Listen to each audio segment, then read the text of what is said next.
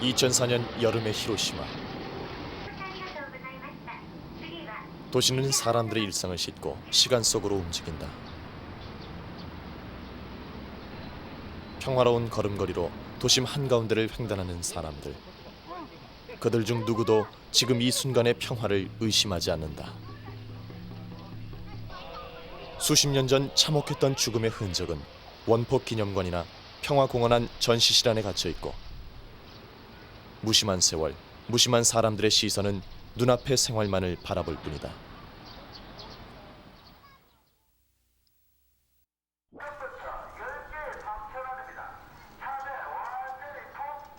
여기 세월을 거슬러 바다 너머 저편을 바라보는 1970년생 김형률. 우리 나이로 35.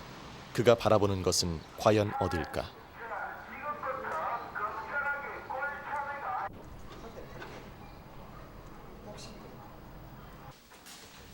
눈을 뜨면 아버지는 아들 형률을 찾아 낡은 복도를 걷는다. 부산항이 내려다 보이는 산동네 7평짜리 임대 아파트. 의료비 혜택을 받기 위해 독립세대주가 되어 분가해 나간 아들이다.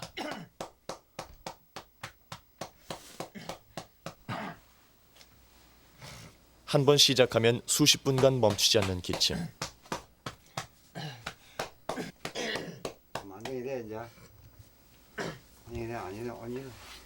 때로는 새벽 3시건 4시건 아버지는 그 복도를 걸어 아들의 등을 두드려야 한다.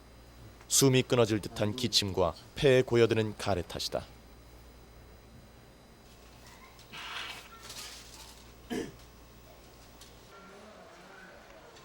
의사들은 형률의 폐 기능이 겨우 30%밖에 남지 않았다고 말했다. 지겹도록 반복된 입원과 퇴원, 조금씩 삶을 체념해갈 즈음인 2001년, 자신의 입원 차트에서 우연히 발견한 논문 한 편. 자신을 대상으로 한 이 논문이 그를 바꾸어 놓았다. 그 논문에서 밝혀진 형률의 병명은 선천성 면역결핍증. 면역 기능이 신생아 수준이라 호흡기 질병에 시달린다는 분석이었고, 그 병의 원인을 원폭 후유증이라고 추정했다.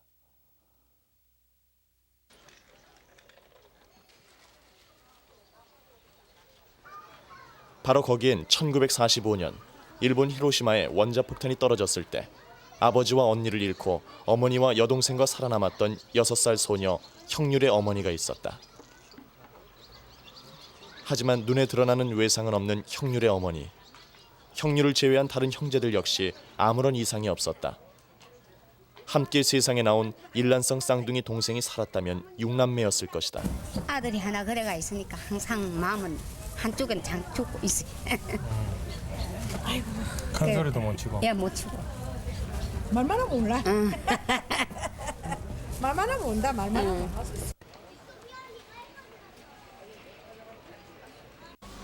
태어난 지 엿새부터 폐렴을 앓았던 형률. 역시 약질이었던 쌍둥이 동생은 생후 6개월 만에 세상을 떠났고 그는 혼자가 되었다. 몸이 약해도 그는 귀엽고 평범한 소년이고 학생이었다. 하지만 병이 심해지면서 혼자만의 방에 남겨졌다.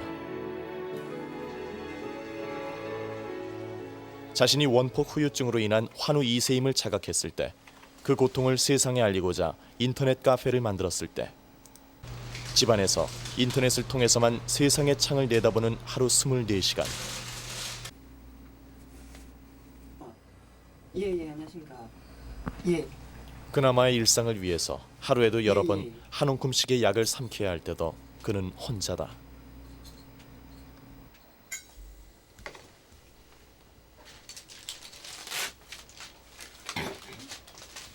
증상이 악화되지 않는 평소엔 일주일에 한 번씩 꼬박 12시간을 주사를 맞아야 하는 형률.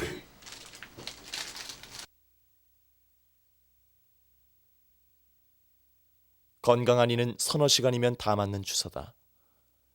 이 주사를 맞는 동안 형률은 화장실도 제대로 갈 수 없다. 치료는 아니고 증상을 조금 억제시키려고 해주는 거죠. 뭐 여기 지금 이렇게 하고 뭔가 치료를 한다는 게 너무 좀 오래되셨고, 병원에 가셔도 결국에는 이 정도의 그거밖에 안 되고.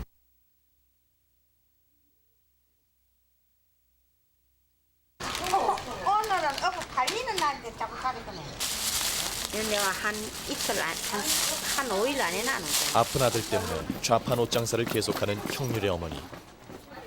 아들이 12시간 넘게 주사를 맞는 동안 밖에 나와 장사를 한다. 저녁 낮이면 형률을 돌보던 아버지와 함께 좌판을 함께 정리하고 집으로 향한다. 또집 밤에는 또 닝기로 하고 맞는다고. 아버지가 이제 밤샘 하고 10시에 어제 아침에 10시에 간호원이 와가지고 그 밤새도록 맞고 이제 아침에 뺐지. 그러니 이거 또 시포 해주고 그 일주일에 한 번씩 이제 대학병원 간호원이 온다니까. 안 그래서 지금 한 달만 한 번씩 하해.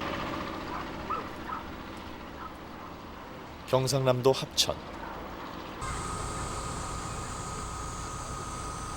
국내 유일의 원폭 진료소가 합천 보건소 안에 있다. 그리고 원폭협회 합천지부. 형률은 오늘 이곳까지 거친 숨소리를 참으며 큰 나들이를 했다. 7월 21일 일본 나가사키 의사단이 합천을 방문한다는 것. 그래서 원폭 피해자들을 진료한다는 소식에 자신 같은 원폭 환우 2세들도 진료 대상으로 포함시켜달라는 요구와 협조를 구하기 위해서다. 의사분들이 좀 함을 합쳐서 좀 해결해 나가야 되지 않은가. 저희들이 직접 피폭자를 일사력하는데 저희들이 좀 부끄럽습니다. 우선 유전성이 닦은 거는 내 자식부터 이세를 조직치를 회피하고 있거든요. 전문 의사단이 올 때 한국 원폭 2세 환우들도 이미 자신보다 먼저 심진태 지부장을 만나러 온 원폭 1세 방문객이 있는 자리였지만 형률은 자신이 왜 이곳을 찾았는지 설명했고 그의 간절함에 심 지부장도 동감했다. 이렇게 희망하는 원폭 2세 환우들도 일본 의사단들께 그 진료를 받았으면 좋겠다는 생각이 들거든요.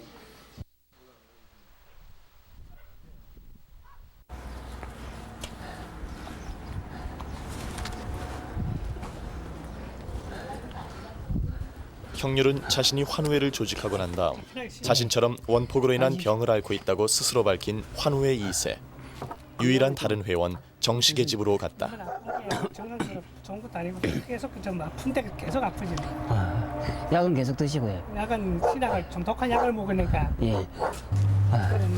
형률의 어머니와 정식의 어머니는 같은 원폭 1세. 2년 전 히로시마를 방문 원폭 후유증을 치료받을 때 만났다. 합천에 오거든요. 복지관 비슷한 연배, 고통스러웠던 유년 시절 원폭의 기억. 말씀이 있었거든요. 그래서 무엇보다 아들들이 원폭 후유증으로 고통받는다는 동병상련의 처지. 이런 것들이 어머니들을 가깝게 했다. 좀 가렵증이 이제 쉽게 말하자면 뭐라고 거기서 가렵. 아이고 조금 줄이십시오. 매일 드시지 마시고. 나는 완전 이렇게 살다가 이렇게 이제 할 수 없는가 봐요. 그래 생각 마시고요. 잠을 진득이 안 자냐. 밤에 잠을 공개적으로 원폭 환우임을 밝히고 나선 형률과 정식. 이 둘은 서로가 서로에게 심정적인 의지처다. 그들은 직접 만나서 아픈 곳을 보이고 세상살이의 고단함을 털어놓는다. 그래도 비슷한 처지에 누가 있다는 것, 아픈 자신이 혼자가 아니라는 걸 느낄 수 있다는 건 힘이 된다. 안 아프도록 열심히 한번 해보라고. 안 아프도록. 알겠습니다.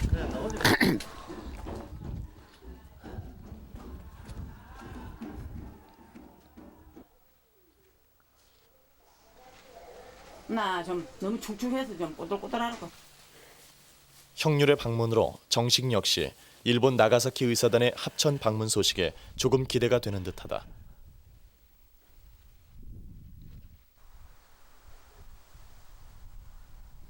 1m 50이 조금 넘는 작은 키. 정식의 성장은 중학교 2학년 무렵 정지됐다. 그때부터 그의 삶은 악전고투 그 자체였다. 학창 생활도 직장 생활도 건강에 발목 잡혀 제대로 못 해냈다. 남들이 쉬엄쉬엄 해낼 작은 밭농사조차도 그에겐 쉽지 않다.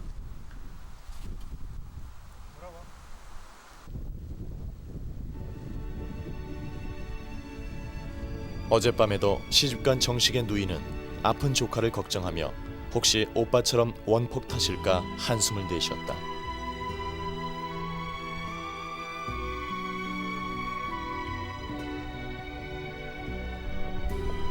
밭으로 가는 길, 헐거운 고무신을 끌고 걸어가는 것도 자신의 그림자 무게마저도 힘겨워 보인다.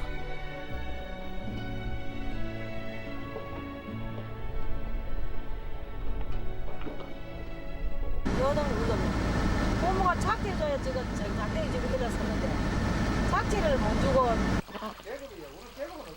원폭협회 합천 지부장을 맡고 있는 심진태 씨. 심진태 지부장은 지금 원폭 일세인 아버지와 두 딸이 앓고 있는 옥난 씨 집을 찾았다. 삭신이 다 아프다고 호소하는 옥난 씨 아버지는 술로 통증을 달랜다.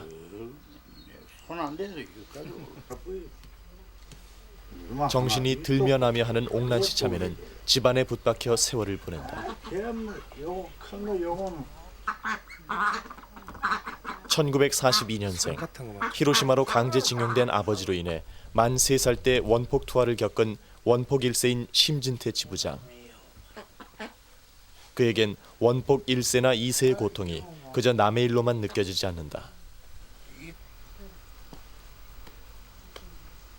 빈 걸로 올라가다가 요 가지고 아니 내 어릴 때만 애들 약이라도 뭐 어디 필요하면 사서 그래. 요 보여 제가 야장 옥난 씨 식구들. 이들에겐 오가며 들러 사람 기척을 전해주는 심진태 지부장의 방문이 반갑기 그지없다. 잘못 들으면 욕을 해도 알았어. 저자서 나왔어요. 여자서 왔어. 수줍게 아이스크림을 내미는 옥난 씨의 손은 식구들의 진심 어린 마음을 그대로 담고 있다.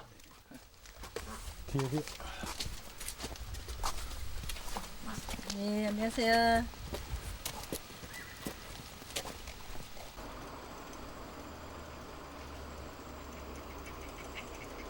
원폭 진료소뿐만 아니라 국내 하나뿐인 원폭 복지회관도 합천에 있다. 그만큼 원폭 피해자들 중 합천 사람들이 많았기 때문이다. 이곳의 원폭 1세들은 아픈 몸과 마음, 기억까지 달래며 소일한다.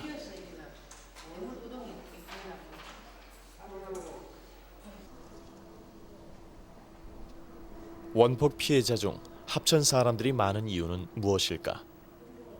산 깊고 척박한 합천 땅. 소규모 밭작물 위주의 농사를 짓던 합천 사람들은 수탈을 견디다 못해 하나둘씩 고향을 떠났고 많은 사람들이 히로시마로 갔다. 히로시마에서 피폭된 한국인 10만 명 가운데 5만 명은 사망, 7천 명은 일본에 남고 4만 3천 명이 광복과 함께 귀국했다. 이들 가운데 60%가 넘는 사람들이 합천 사람들이라는 게 원폭협회의 분석이다. 원폭을 맞고 아픈 몸으로 돌아온 사람들. 고향 사람들은 이들을 우환동포라고 불렀다. 몸도 성치 않고 가진 것도 없는 달갑지 않다는 뜻이 숨어있는 말이었다. 원폭 복지회관. 한 달에 한 번 합동 생일잔치가 열리는 날이다.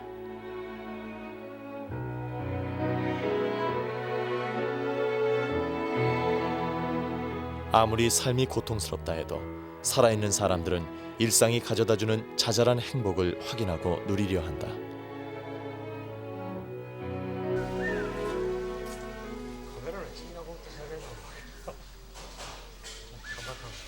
하지만 죽은 자들은 새겨진 이름 몇 자로 남는다. 원폭복지회관 안에 있는 위령각. 같은 성씨, 같은 학렬, 가족이나 친척이 아닐까 짐작되는 이름들이 유난히 눈에 띈다. 하지만 이나마 이름조차 남기지 못한 채 죽은 피폭자들이 더 많다.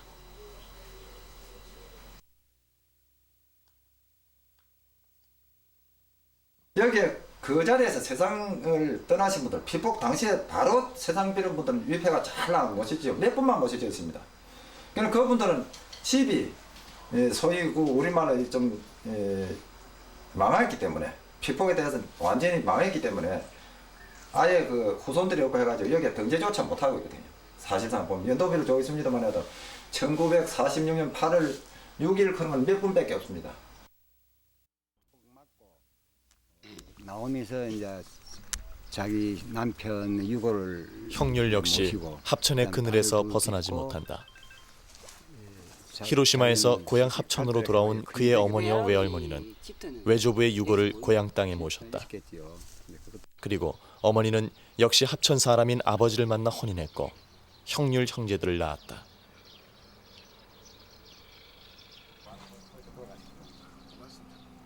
이제 일본에서 피복당해가지고 6월만 가지고 이제 형님 저희 할머니가 오가지고 저기서 이제 매장을 하셨거든요. 그 형님 할머니도 피복당한 자기 남편 옆에다가 이제 쌍몽을 만들었죠.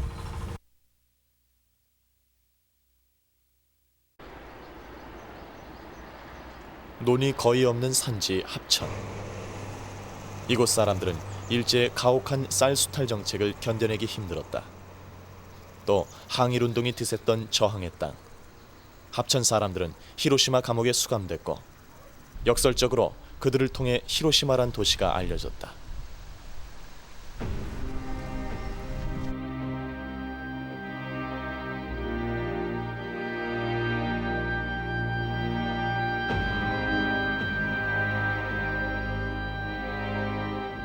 당시 합천 사람들이 발디딘 히로시마는 강제징용의 땅이거나 일본 제1군수기지로 더 많은 노동력을 필요로 하던 군사도시였다. 19세기 말 청일전쟁 당시 히로시마는 일왕이 전쟁을 직접 지휘하던 대본영이 있던 곳이기도 했다. 1차 대전 이후 히로시마는 더욱 본격적인 군수기지로 변해갔다. 민간 기업으로 동양 최대의 무기 제작사인 일본 제강소, 우지나 조선소, 마츠다 제작소, 히로시마 기계 제작소, 그리고 제2총군 사령부, 히로시마 헌병대를 비롯해 38개나 되는 군사시설이 설치된 도시였다.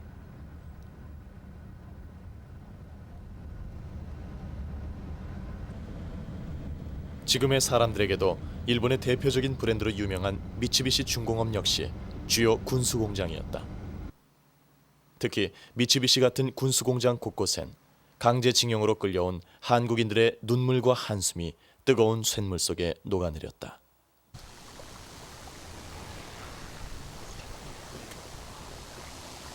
히로시마와 함께 원폭이 투하된 나가사키 역시 사정은 마찬가지였다. 이 두 도시의 원폭을 떨어뜨린 미국의 의도는 대규모로 번성한 일본의 군수 산업을 무력화시키려는 것이었다.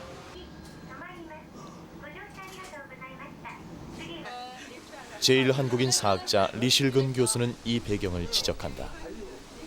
히로시마라 하는 데가 본래 여기가 가해 아시아 대륙에 대한 침략의 가해 출발 기지인데 히로시마는 그것을 인정하려고 하지 않고 그저 자기들이 1945년 8월 6일에 원자 폭탄이 투하되는 바람에 가해자 입장을 없애버리고 감춰버리고 한꺼번에 그때부터 피해자 의식을 앞세우면서 피해자가 되어버렸다는, 피해자로 변화되었다는, 그때부터 59년간 해방 후에 59년간 쭉 피해자라 하는 것을 주장하고 요구하고 있는 뿐이지 실제 히로시마가 어떤 도시냐 하는 것을 밖에 알리지 않고 있습니다. 하지만 히로시마 평화호텔에서 내려다보는 시가지는 한가롭고 조용해 보인다. 평화공원 안 사연 많은 한국인 위령비가 있는 곳. 사연을 알리 없는 일본 어린이들이 스쳐간다. 원래 한국인 위령비는 강 건너 저편 도로변 한 구석에 쓸쓸히 방치돼 있다가 5년 전 공원 안으로 옮겨졌다. 한국인 위령비를 한 달에 서너 번은 찾는 일본인 도요나가 씨. 그는 한국인 원폭 피해자를 위한 일본 시민의 모임 히로시마 지부장이다. 그는 한국인 위령비를 찾는 일본 시민들, 또 학생들에게 위령비에 얽힌 사연을 소개하는 게 자신의 역할이라고 생각한다. 또 해마다 8월 5일이면 한국인 위령비 앞에서 열리는 위령제도 설명한다. 이렇게 살아남은 자나 죽은 자를 막론하고 무려 50년 이상 한국인 피폭자들의 존재가 이렇게 방치된 현실을 히로시마 시민인 도요나가 지부장은 다음 세대를 책임질 일본 학생들에게 강조한다.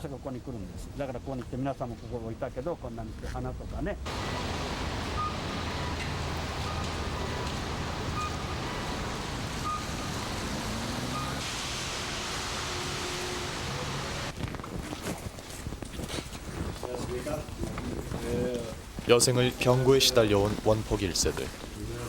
그들 역시 일본의 보상권 안으로 들어가기 위해선 길고 고통스러운 세월의 터널을 지나야 했다.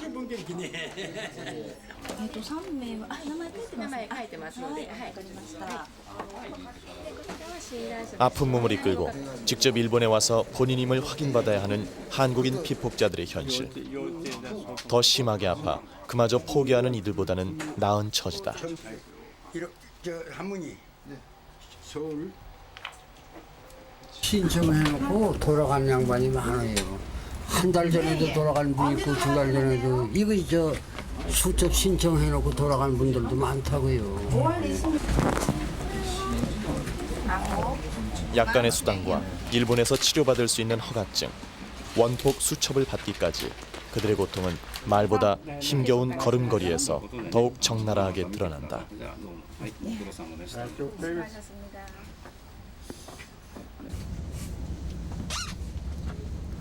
작년부터 부쩍 서울 나들이가 잦아진 형률. 원폭 때문에 자신의 삶이 위협받고 있다는 현실을 알리기 위해서다. 그런 아들이 쓰러질까 형률의 아버지는 그림자처럼 뒤따른다.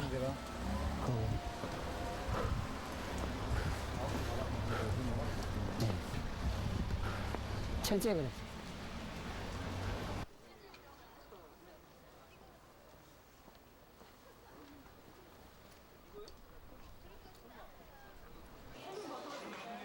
형률 부자가 도착한 곳은 일본의 과거 청산을 요구하는 제2회 국제연대협의회 서울 대회장이다.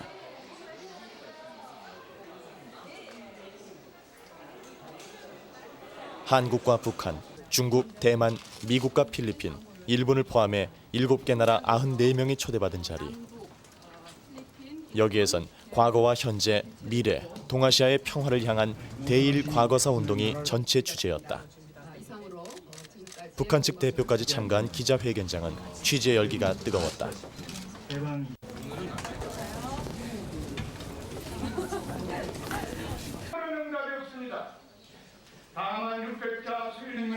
청중들 속에 앉은 형률과 아버지. 형률은 특히 듣고 싶은 이야기가 있는 듯하다.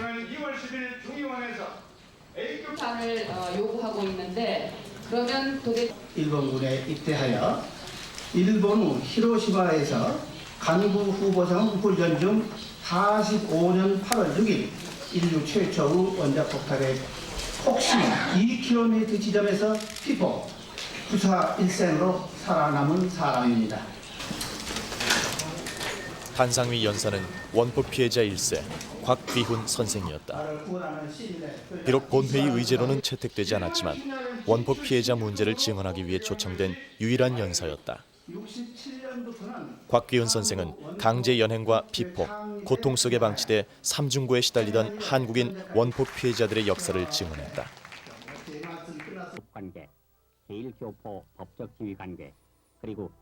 이미 1965년 한일협정이 체결된 당시에도 한국인들의 온갖 희생과 피해에 대한 보상은 협상 테이블에서 무성의와 무관심으로 뒷전에 밀쳐졌고 시해처럼 일본이 제시한 3억 불 인도적인 배상, 2억 불 경제 차관이란 내용은 국민들의 많은 저항을 불러일으켰다. 그리고 1990년 노태우 당시 대통령의 방일 당시 한국 원폭 피해자들의 문제는 다시 전면으로 떠올랐다. 이때 일본 정부가 궁여지책으로 내놓은 것이 인도적 의료 지원금이란 명목에 돈 40억 엔이었다. 한국 정부도 못하게 해라! 내 자식들 제대로 다 이렇다 지금! 자식 하나는 6년 달에 입을 해가 있고 누가 도와주는 사람은 고쳐! 일본으로부터 정당한 보상도 받지 못하고 한국에서도 의료의 사각지대에 방치된 원폭 피해자 1세들은 크게 반발했다. 1990년 6월 21일 서울의 여성 피폭자 이맹희는 일본 대사관 앞에서 40억 원에 대한 항의문을 뿌리고 음독 자살을 기도했다.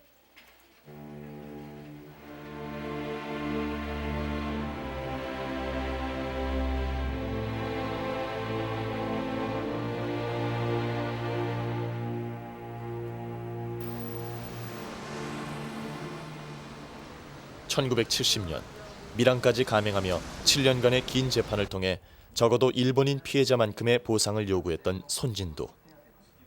1998년에는 서울 원폭 피해자 곽기훈이 일본이 아닌 다른 나라에 사는 원폭 피해자들에게도 동등한 조건의 보상을 요구하는 소송을 시작했다. 2001년 12월 5일 곽기훈의 재판이 승소하기까지 또 다른 도움의 손길이 있었다. 관계가 아니라 곽기훈 선생은 연단위에서 누군가를 호명했다.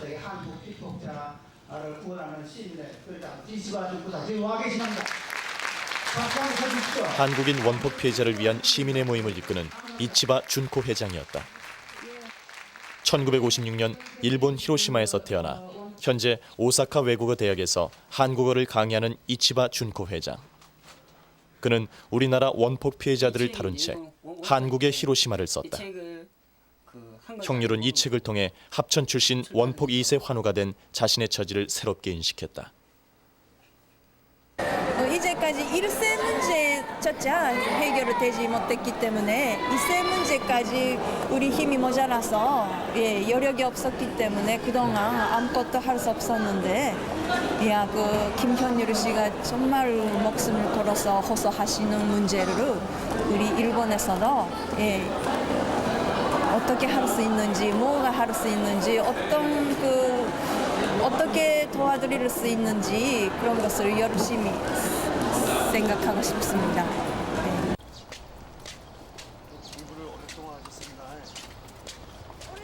이치바 준코. 그녀는 일본 오사카의 한 변호사 사무실을 방문했다.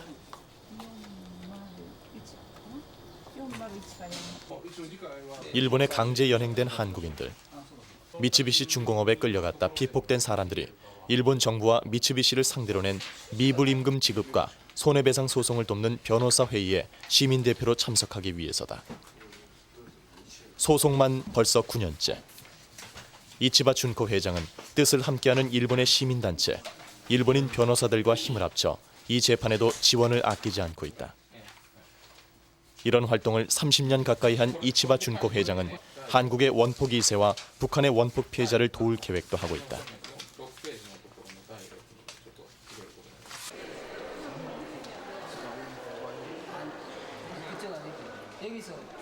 3박 4일 동안 쉴 틈 없이 진행된 일본의 과거사 청산 요구 서울대회. 몸무게 37kg의 약골인 형률에게는 힘겨운 강행군이다. 결국 기침을 내쏟는 형률. 아버지가 권하는 대로 약을 먹고 장소를 옮기는 중이다.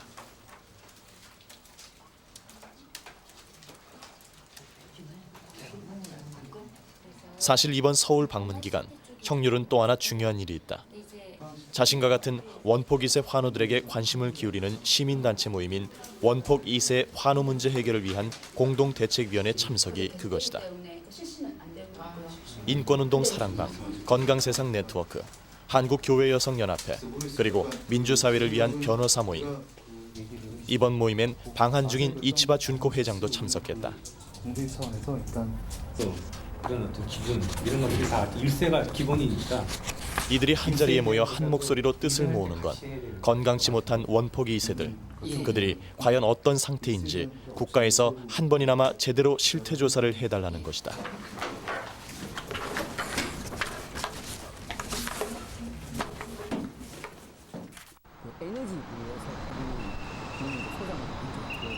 형률은 이 문제를 국가인권위원회에 호소했다.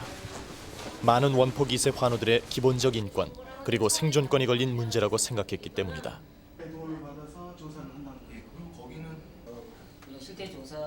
처음엔 문턱조차 넘기 힘들었지만 긍정적인 반응을 끌어냈다.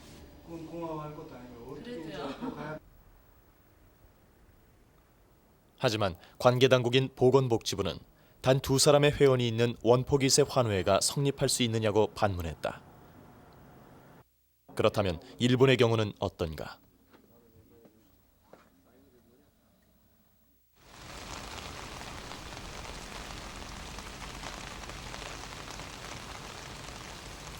히로시마와 나가사키, 일본에는 이 두 곳에 방사능 영향 연구소란 기관이 있다.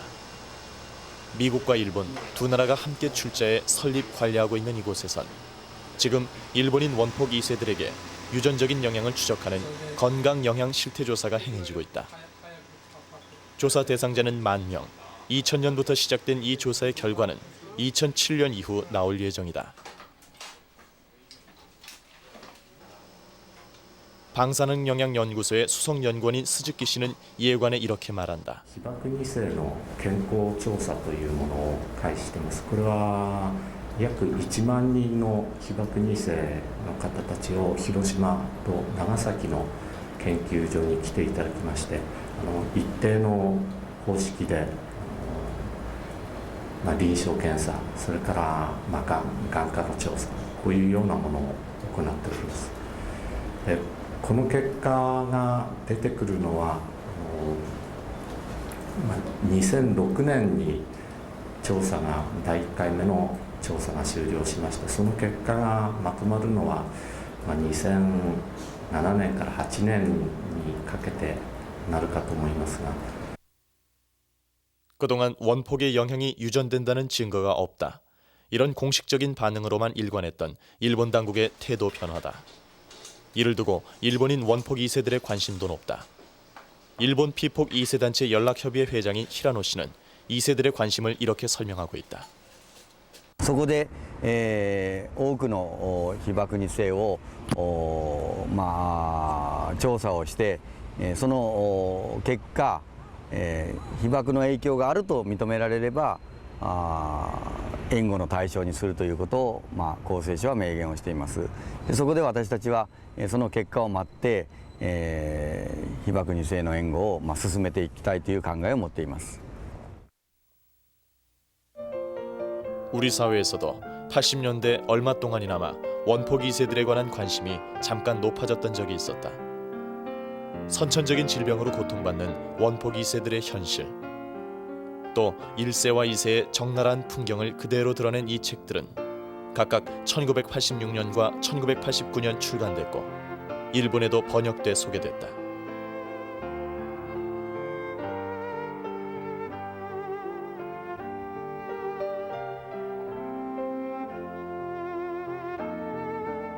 당시 우리 사회에서 가장 먼저 원폭 2세들의 처지를 주목한 단체 한국교회 여성연합회 이문숙 총무의 말이다. 원폭 피해자 문제가 세간의 관심으로 떠오르면서 그때 2세 문제도 함께 거론이 됐고, 그래서 2세들이 어떻게 살아가고 있고 최소한 어떤 그 증세들을 보이고 있고 하는 것들이 그 기록으로 남을 수 있게 됐어요. 그런데 이 일에 대해서 이제 사회 저변에 이제 관심사들이 이제 비등하고 다른 먼저 처리해야 될 것으로 보이는 일들에 그 손을 대고 이러다 보니까 이 일이 뒷전으로 가고, 그리고 관계자들이 열심히 하던 분들도 많은 사람들이 관심을 가져주지 않으니까 더 이상 그 하던 일들을 진행을 못한 결과죠.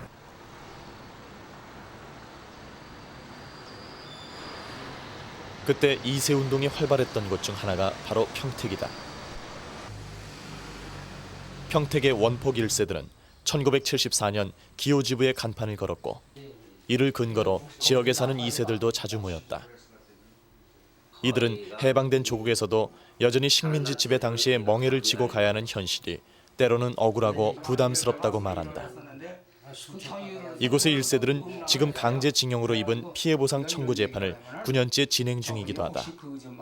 이들에게도 원폭 2세의 현실을 묻는 질문은 조심스러울 수밖에 없다.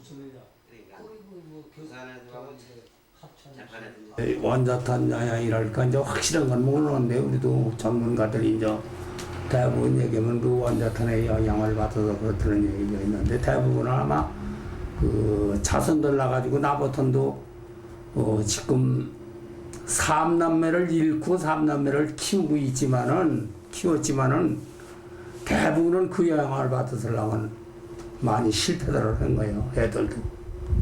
그 원자병이라는 게 있어가지고.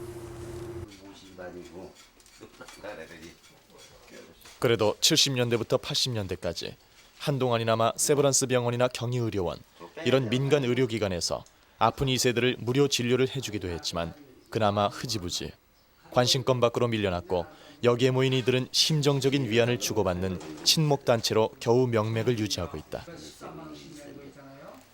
그 모임에 가서도 다시 여러 시간 했는데 여기 찍는 사람이 안 찍는 사람은 진짜 없어.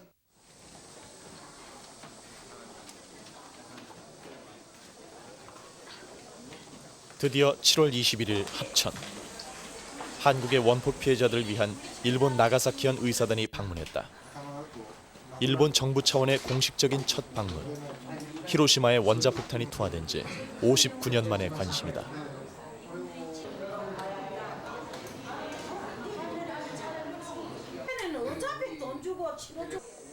이 자리엔 쉽게 모습을 드러내지 않았던 몇몇 원폭 환우 2세들과 함께 형렬과 정식, 옥란의 모습도 보였다. 한자리에 모인 이들은 좀 더 진지한 진료를 받을 수 있을 거란 기대를 했다.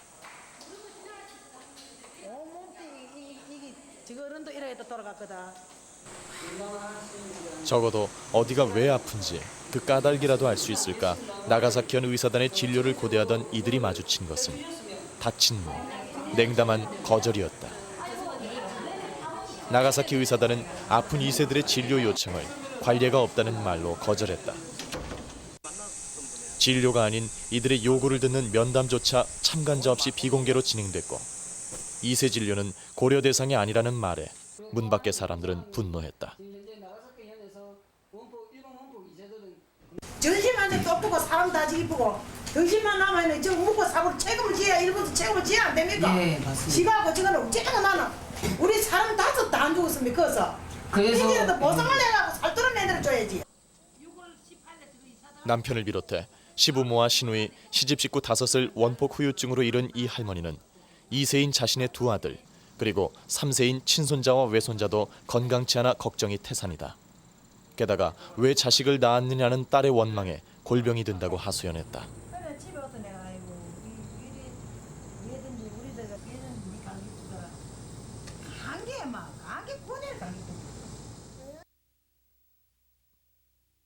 제발 검진이나마 받게 해달라는 원폭 2세들의 요청을 보건복지부는 거절했다.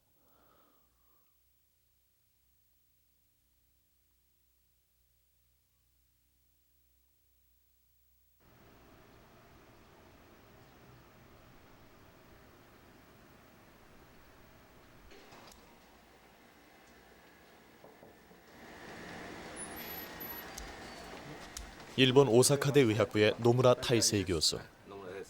그는 방사능이 동물과 식물에 어떤 영향을 미치는가를 주제로 연구해온 세계적인 권위자다. 그는 취재진을 만나 자신의 연구 논문을 예로 들며 동물과 식물의 경우 확실히 방사능의 영향이 다음 세대에 유전된다는 걸 증명했다고 밝혔다. 다만 사람의 경우 직접 방사능으로 실험하기 어려운 문제라 단정을 내리기 어려울 뿐이라고 말한다. 放射線のね遺伝的影響に関しましてはね、人以外の生物は全て証明されてるんですけども、人だけはまだ証明されてないんです。ね、というのは他の動物は放射線当てることできますけどね、人はもうアクシデントであった場合とこの原爆の被爆者しかいないですよね。それで見なきゃいけないから非常にそういう意味では難しいですね。 1945년 지상에 떨어진 원자폭탄. 섭씨 3,000도가 넘는 화염과 폭풍은 시가지를 순식간에 폐허로 만들었다. 폭심지 4km 반경 안에 있던 대다수의 사람들이 목숨을 잃었다. 그렇지만 살아남은 사람들 역시 죽음과도 같은 고통에 평생 시달렸다. 여기에 원폭의 영향이 유전된다는 근거는 없다. 이런 공식적인 주장은 아픈 2세들을 더욱 위축시켰다. 하지만 유전이 안 된다는 단정 역시 과학적인 태도가 아니라는 주장이 설득력을 얻고 있다. 인류 역사에서 가장 대표적인 큰 임상 실험이 한번 벌어진 게 1945년에 일본에서 벌어진 핵실험이라고 생각을 합니다. 그리고 상당히 많은 사람이 사망을 했고 우리가 사실 미처 어떻게 대처해야 될지 모르는 사이 벌써 60년이 지나왔습니다. 지금에 남아있는 그 많은 사람의 희생을 대가를 치룬 이 아주 어떻게 보면 인류의 자산으로 소중한 이런 그 방사능 그리고 핵과 관련된 건강 문제에 대한 연구는 이제 늦었지만 지금이라도 좀 충실하게 이루어지는 게 필요하다고 생각이 되고요. 사실 이 문제는 어제 오늘만의 문제가 아니라 앞으로도 있을 수 있는 문제인데 이를테면 걸프전에서 사용했던 열화 우라늄 탄이라고 하거나 아니면 우리 주변에 방사능 오염원들은 충분한 사고가 예견되어 왔던 어떤 원자력 발전소의 문제들도 사실 충분히 생각해 볼 수 있는 위험 요인이라고 생각을 합니다.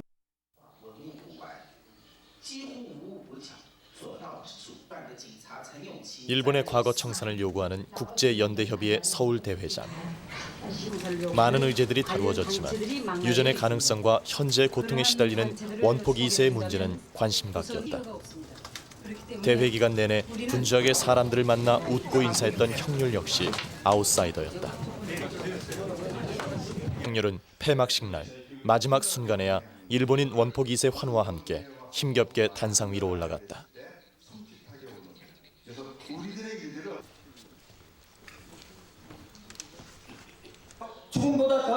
단 5분간의 발언 기회를 얻을 수 있었던 것이다.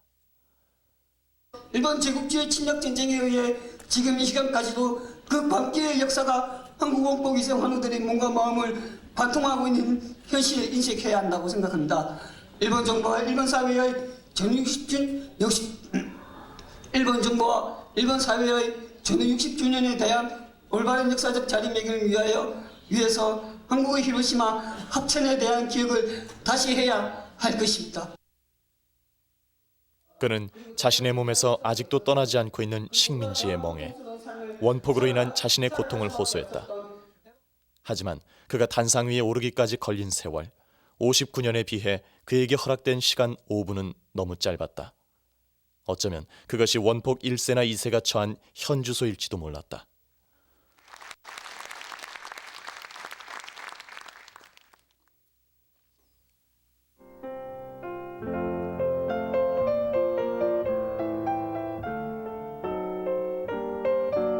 오래전 자신이 다니던 학교를 찾은 형률. 친구들보다 작고 약했지만 꿈꾸던 미래만은 다를 리 없었다.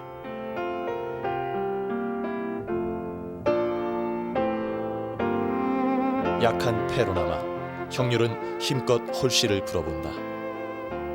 세상을 향해서 마치 자신의 희망처럼.